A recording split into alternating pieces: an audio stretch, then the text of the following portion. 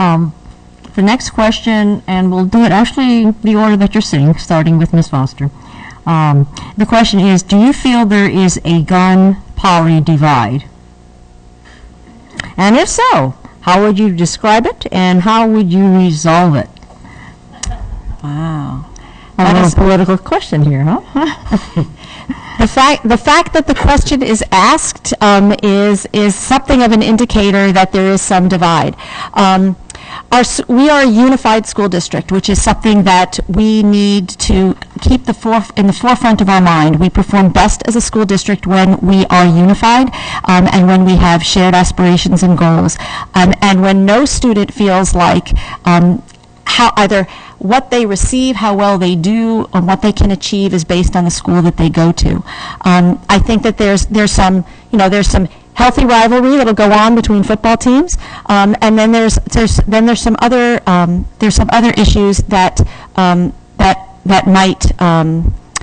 might be things that we need to address more closely. For example, we need to make sure that we have shared outcomes and with respect to the counseling programs at the two schools, that we have shared outcomes and opportunities at the two high schools with respect to course offerings.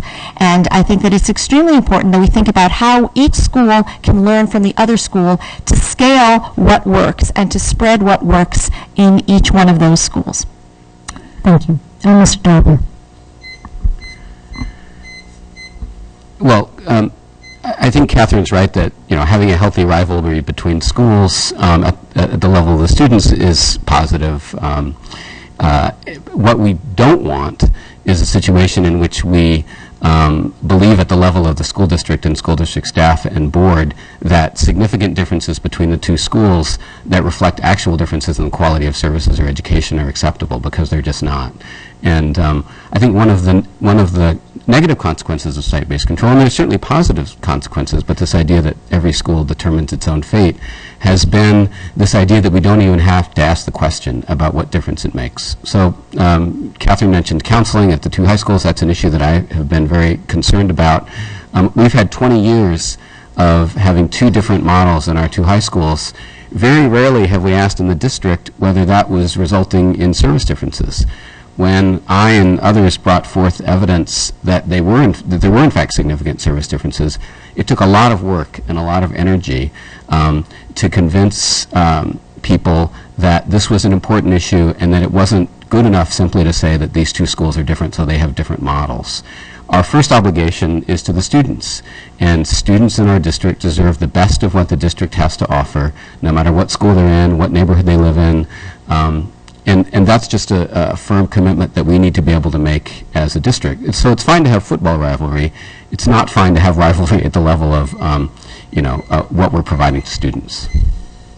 Thank you, Ms. Dorma. So I think you're going to find a lot of consistency in our answers. Yesterday I was having a conversation with a teacher at Paly, and she's teaching one of the AP courses. And basically, her response was, "You cannot make both high schools the same, because we have different talents as teachers and we have different passions." And to Ken's point, we want to make sure that at the end of the day, students have the opportunities to choose their own passions.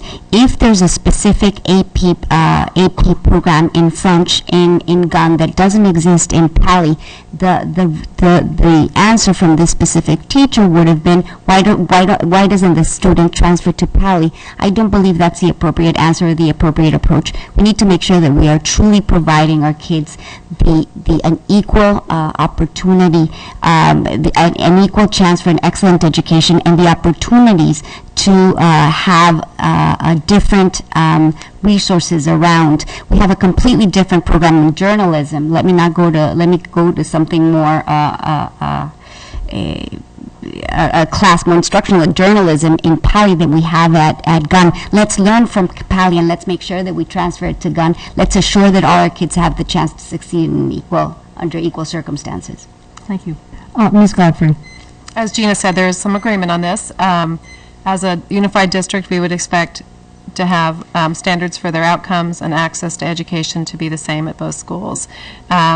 because there's 2,000 kids at each school and they have different interests, there's, 50 clubs and the 50 clubs are different. There are different programs that are strengths at different schools. Some would say the Paly journalism program is pretty good, and some would say the gun robotics program is pretty good. The football rivalry in the past seems to have favored Paly, and I actually think it's been nice that the district has tried to downplay that, because I think when you have differences, highlighting those differences in a way that humiliates one school or the other isn't productive, and it isn't student-centered. So we don't want to send them off to the Stanford Stadium to have a football game where the guys wearing red don't do well and go home humiliated and don't like the experience. But having the kinds of differences that grow organically and add spice to life, help kids find their passion, seems fine to me, as long as we have the shared outcomes, the shared access, and have a vision for the places we want them to be consistent. Mr. Caputo, same question. Yeah, this is a particular question where being a gun graduate could be problematic in the context of parents with children at Paly.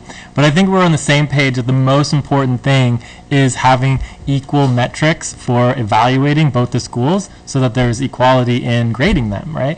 As far as implementing all the different types of issues that need to be changed in one school or another, it's going to have to be a collaborative process, and we have to prove to each school why and how to do that and how to implement it. And I think one of the most important things is to have equal resources and supportive resources as needed for the school to ensure that they're able to implement those programs.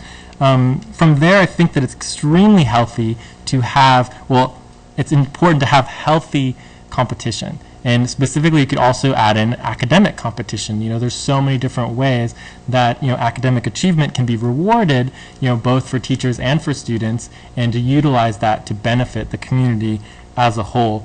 The only other thing I'll mention is, there is the question that comes up very often, how much autonomy do we want different schools to have in different locations? And this is related to that, and I feel that the other question that needs to be asked is, do we want to change the current structure of autonomy and the decision-making processes? And that particular question is very unclear in terms of what the community and what people are talking about it, because it's always put in the perspective of, autonomy and whether they should have it. Thank you.